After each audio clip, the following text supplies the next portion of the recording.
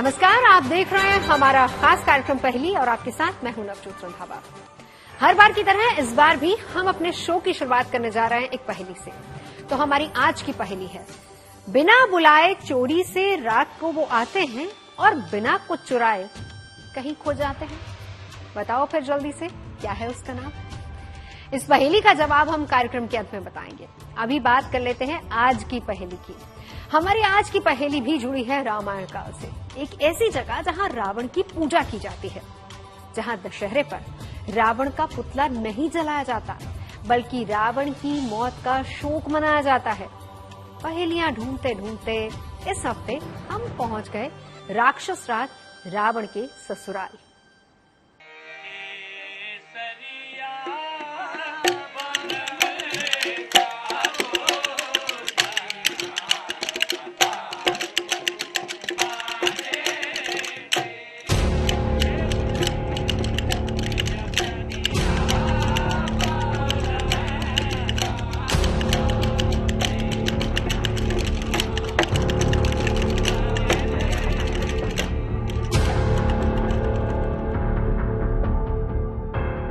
ये पहेली है महलों, दुर्गों और गढ़ों की।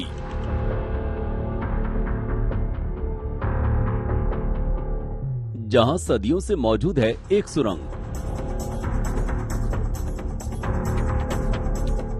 ये पहेली है पाताल लोक की, जिसका एक सिरा मंडोर से आ मिलता है।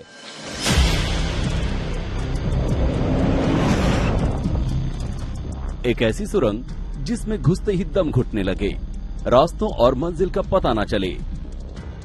चलिए, इसके अंदर पूरी भूल भुलैया बनी हुई है। भूल भुलैया टाइप गुफा है, छोटी छोटी। दावा किया जाता है कि मंडोर की इस सुरंग से होकर राजस्थान के कई किलों तक रास्ता जाता है। ये गुफा हमारे मेहरानगढ़ फोर्ट तक जाती है, यहाँ से नीचे से। पुरानी पहले सीधे किले में ये गुफा निकलती। दावा किया जाता है कि दुनिया की किसी सुरंग में इतनी पहेलियां नहीं होंगी, इतने रास्ते नहीं होंगे जितनी मंडोर की इस सुरंग में है। आगे रास्ता नहीं है, सकड़ा है रास्ता। बहुत गुम हो जाए वाला बहुत रास्ता है जाता है। कोई कहता है कि ये सुरंग पाताल तक जाती है, तो कोई कहता है कि पहले इस सुरंग से होकर ही नागलोक का रास्ता जाता था। पहले यहाँ नागलोक का रास्ता था। दावा तो यहाँ तक किया जाता है कि मंडोर की ये सुरंग श्रीलंका तक जाती है। और रावण का ससुराल था मंडोर। इसी गुफा के जरिए वो मंडोर पहुंचा था। आखिर सुरंग की ये कैसी पहेली थी जिसका सिरा पुराणों, धर्म ग्रंथों, राजा महाराजाओं से लेकर रावण तक से जुड़ रहा था। इसी पहेली को समझने के लिए हमारा काफिला दिल्ली से मंडोर तक पहुंच चुका था। हमने मंडोर की इस सुरंग के बारे में कई कहानियां सुन रखी थी। कुछ लोगों का मानना है कि इस सुरंग के अंदर कोई रहस्यमयी मणि है, तो कोई रावण के खजाने का दावा करता है। गुफा के बारे में तो बाद में गुफा यही बनी है। रामायण के बाद में, तेसा के बाद में गुफा बनी है। उससे पहले ये गुफा नहीं थी। पहले यहाँ नागलोक का रास्ता था। हमारे मन में भी कई उलझने थी, पहेलियां थी। मंदोदरी लंका नरेश रावण की पत्नी थी, तो क्या लंका का राजा वाकई बारात लेकर मंडोर तक आया था और रावण ने मंडोर तक आने के लिए इस गुप्त सुरंग का इस्तेमाल किया था? राजधानी थी और रावण का ससुराल था मंडोर, तो नेचुरल है कि उससे कुछ न कुछ संबंध तो है ही। पर जरूर है कि भाई मंडोर राजधानी थी उस टाइम की, ये गुफा है तो कुछ न कुछ उससे कनेक्शन तो है रावण से। इन्हीं सवालों के साथ हम मंडोर से 5 किलोमीटर दूर उस पहाड़ी तक आ पहुंचे थे, जहां ये हैरत अंगेज सुरंग बनी हुई है।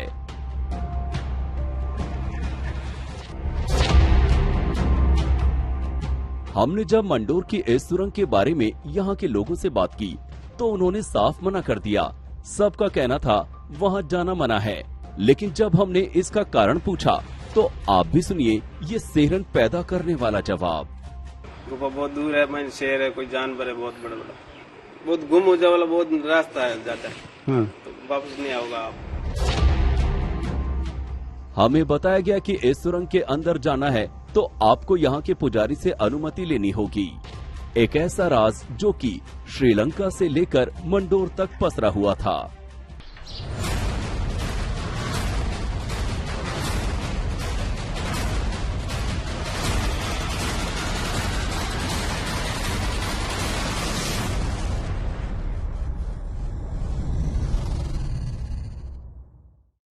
हम मंडोर की सुरंग के मुहाने पर खड़े थे, जिसके बारे में ये कहा जाता है कि ये सुरंग तो मेहरानगढ़ के किले पर निकलती है।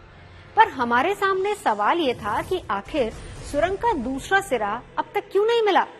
तो इस सवाल का जवाब तलाशने की शुरुआत हमने की और यहीं से शुरू हुआ हमारा रियलिटी टेस्ट।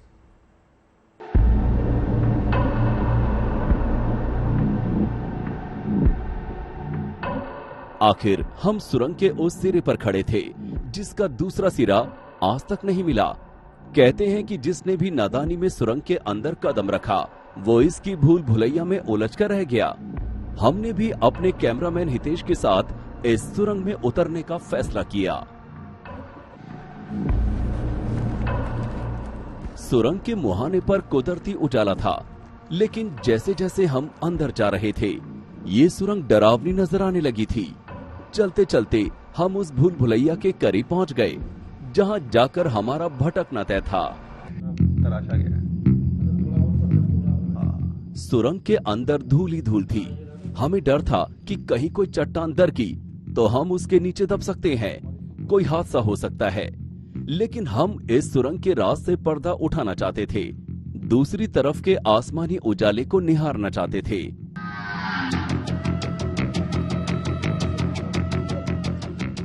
हम आगे तो बढ़ रहे थे पर जा कहां रहे थे हमें भी नहीं पता था।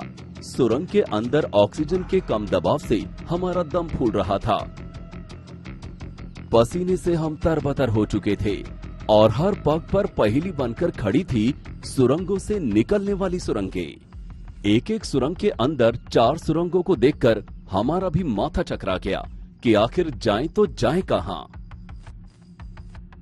फोर्ट पर कभी भी आक्रमण होता है तो मतलब राजा महाराजाओं के लिए भागने के लिए गुप्त रास्ते बने हुए थे, ये भी बताया जा रहा है।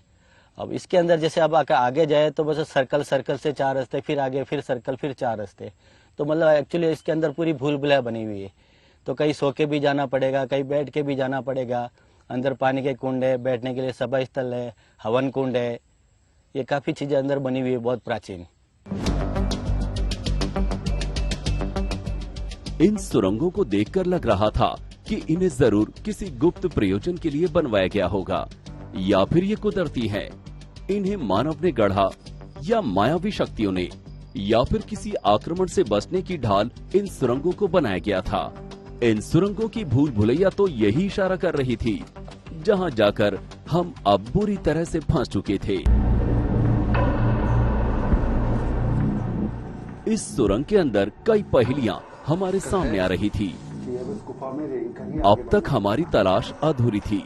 हम इस सुरंग के दूसरे सिरे पर निकलने के लिए जद्दोजहद कर रहे थे। हमारी खोज अब आह में बदल चुकी थी। हम लगातार अंदर जाते जा रहे थे, कहीं फंसते, कहीं निकलते। कहीं तो ये सुरंग इतनी चौड़ी थी कि सर पर घोड़े दौड़ जाएं, और कहीं इतनी संकरी कि लेटकर भी निकलना मुश्किल हो। वाकई ये सुरंग बड़ी ही अजीब थी। लगभग 5 किलोमीटर तक आने के बाद भी हमारे हाथ खाली थे।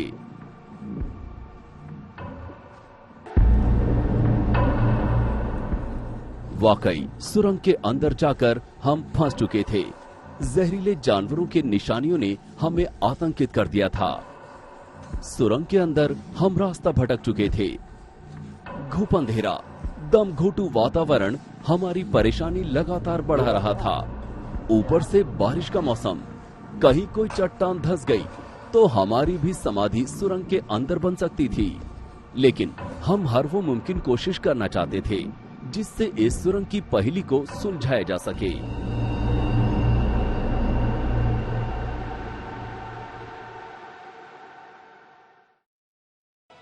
शौर्य और पराक्रम का इतिहास है मंडोर। 6वीं शताब्दी में यहाँ प्रतिहार वंश का शासन था। गुर्जर प्रतिहार वंश जब पूरे देश में खत्म हो रहा था, तब भी यहाँ पर प्रतिहारों के वंशज राज कर रहे थे। 14वीं शताब्दी में तुगलक आक्रमण से बचने के लिए प्रतिहारों ने अपनी बेटी का विवाह राठौरों के राजा राव चुन्ना के साथ कर दिया और मंडोर दहेज में राठौर राजा के पास आ गए। लेकिन मंडोर की कहानी यहां से नहीं शुरू होती, बल्कि इतिहास में बहुत पीछे जाती है, रामायण काल में।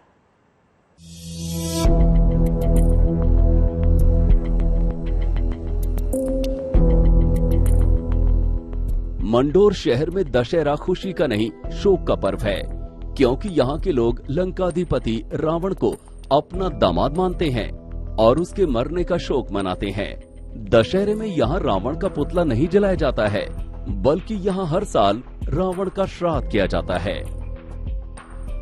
यहाँ के लोगों की मान्यताओं के मुताबिक मंडोर शहर को असुरों के शिल्पकार मयासुर ने बसाया था। मयासुर को एक अप्सरा हेमा से प्यार हो गया था। तब ब्रह्मा जी से अनुमति लेकर मयासुर ने आज के जोधपुर के पास एक खूबसूरत नगरी का निर्माण करवाया। मयासुर और हेमा की एक बेटी हुई, जिसका नाम रखा गया मंदोदरी। मंडोर शहर का नाम भी मयासुर की बेटी मंदोदरी के नाम पर पड़ गया। ये पौराणिक कथाएं होती है, इनके अंदर हमको विश्वास के साथ आगे बढ़ना पड़ता है। इनमें हम उसकी ऐतिहासिकता जांचने की हमें कोशिश नहीं करनी चाहिए। तो पौराणिक नाम साम्य के आधार पे मंदोदरी और मंडोर का इन्होंने नाम साम्य करके चला दी, और अब इतने समय से चल रही है तो उसका प्रतिकार भी नहीं किया जा सकता, और उनको मान्यता के तौर पर मान लिया जाता है कि रावण का ससुराल मंडोर में था और मंदोदरी यहाँ की राजकुमारी थी। इस आधार पर ये मंदोदरी और मंडोर का साम्य बैठाया गया है। मंदोदरी जब बड़ी हुई तो मयासुर को उसके विवाह की चिंता हुई। बहुत खोजबीन के बाद मयासुर ने राक्षस राज रावण को मंदोदरी के लिए चुना। लंकाधीराज रावण पाताल लोक के रास्ते पूरी बारात लेकर मंडोर आए और बहुत धूमधाम से उनका मंदोदरी के साथ विवाह हुआ। मंडोर में आज भी इस विवाह की निशानियां दिखाई दे जाती हैं। हम जो है रावण के वंशज है, कई प्रकार की विद्याएं उसने ग्रहण की, और जो ऐसी विद्याएं, गुप्त विद्याएं थी, जो अपने शिव से, महादेव से इसने सीखी थी। इनके विवाह के साथ हम यहाँ जोधपुर आए थे, यहाँ बस गए, और इनके जो है दूर दराज के रिश्तेदार होने के कारण आज दिन तक भी जो है इसकी पूजा करते हैं। ये मंडोदरी की चवरी है, ऐसी पौराणिक मान्यता है। और हमारे बड़े बुजुर्गों ने हमें ये बताया है कि जो रावण की पत्नी मंडोदरी थी वो मंडोर की थी, और रावण उसको लंका से यहाँ शादी के लिए आए थे, और रावण और मंडोदरी की शादी इसी जगह पर हुई है, और ये रावण और मंडोदरी की चवरी है। कहीं ना कहीं हमको रावण से कनेक्ट किया जाता है कि आप रावण के ससुराल वाले हो, किसी को रावण की शाली, किसी को रावण का साला, किसी को रावण के ससुराल वाले कहा जाता है। कहते हैं तभी से यहाँ के निवासी रावण को अपना दामाद मानते हैं। मंडोर में रावण और मंदोदरी का मंदिर भी है, जहाँ रावण की पूजा की जाती है। रावण का ससुराल मंडोर में था। मंडोर ध्वस्त होने के बाद राजाओं ने जो है राजधानी जोधपुर स्थापित कर दी। उसके पहले जो है मंडोर में जो है मंदोदरी उत्पन्न हुई थी। रावण यहाँ शादी करने के लिए आए थे। कहते हैं कि कई बार किंवदंतियां बूझने और प्रमाण का आधार बन जाती हैं। रामायण की कथा कहती है कि रावण के पास पुष्पक विमान था जो मन की गति से चलता था। तो क्या वाकई रावण अपने बारातियों के साथ यहाँ आया था और मंडोर की मंदोदरी को अपने साथ इसी सुरंग से लंका ले गया था? रावण की पत्नी मंदोदरी कहाँ की रहने वाली थी, इस कथा को लेकर मतभेद मिलता है। कुछ लोग मंदोदरी को मेरठ का मानते हैं तो कुछ लोग जोधपुर के मंडोर का। लेकिन जिस कथा में मतभेद नहीं मिलता, जिस मान्यता का दूसरा दावा नहीं मिलता, वो है लंकेश की शादी का दावा।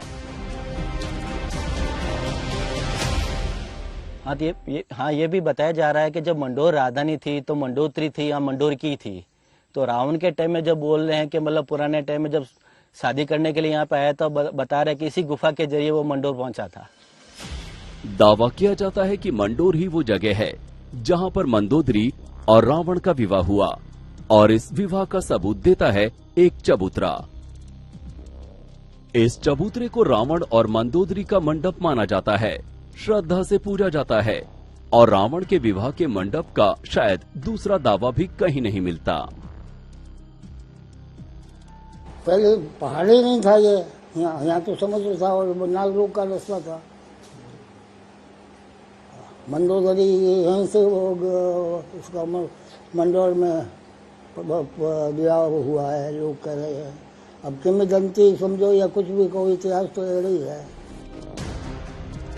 दावा किया जाता है कि रावण के विवाह में शामिल कुछ बाराती मंडोर में ही रुक गए थे। उनकी संतानें आज भी खुद को रावण का वंशज मानती हैं। दावा किया जाता है कि सुरंग के अंदर पानी का कुंड और यज्ञ स्थल भी है, यानी हर वो इंतजाम जो किसी आपातकाल में कई दिनों तक सैकड़ों लोगों को शरण दे सके। हमने राजा महाराजाओं के किले से होकर गुप्त मार्ग के कई किस्से सुने हैं। तो क्या ये गुफा भी किसी ऐसे ही मकसद से बनाई गई होगी जो किसी न किसी राजमहल के अंदर निकलती होगी?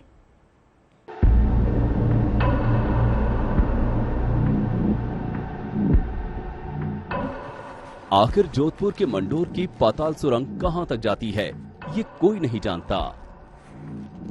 इतिहास कहता है कि राजाओं ने अपनी सुरक्षित शरण स्थली के रूप में ऐसे ही गुप्त मार्गों का प्रयोग किया है। तो सवाल उठता है कि क्या मंडोर की ये सुरंग आक्रमण से परेशान राजाओं ने बनवाई थी? क्या अंधेरे में गुम होती जा रही ये सुरंग मारवाड़ के शासकों के भागने का गुप्त रास्ता थी?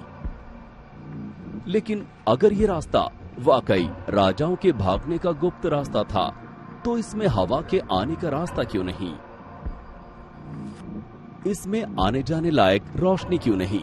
या फिर ये वाकई रावण की सुरंग है जिसमें असुर शक्तियां ही प्रवेश कर सकती हैं, पाताल से ही बारात आ सकती है? हमने ये सुना है कि हजारों साल पुराना ये मंदिर है और इसमें बता रहे हैं कि इसकी ये जो गुफा है यहाँ इधर मंडोर में भी शीतला माता की तरफ भी जाती है और मेहरानगढ़ किले में भी निकलती है।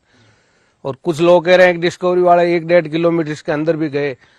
अब आगे क्या सारा खनन, ये पहाड़ है, पहाड़ में आगे खनन होता है, तो उसके कारण हो सकता है ये खनन होने से वहाँ गुफा है वो अवरुद्ध हो गई। बाकी कह रहे हैं कि यहाँ से पुरानी पहले सीधे किले में ये गुफा निकलती थी।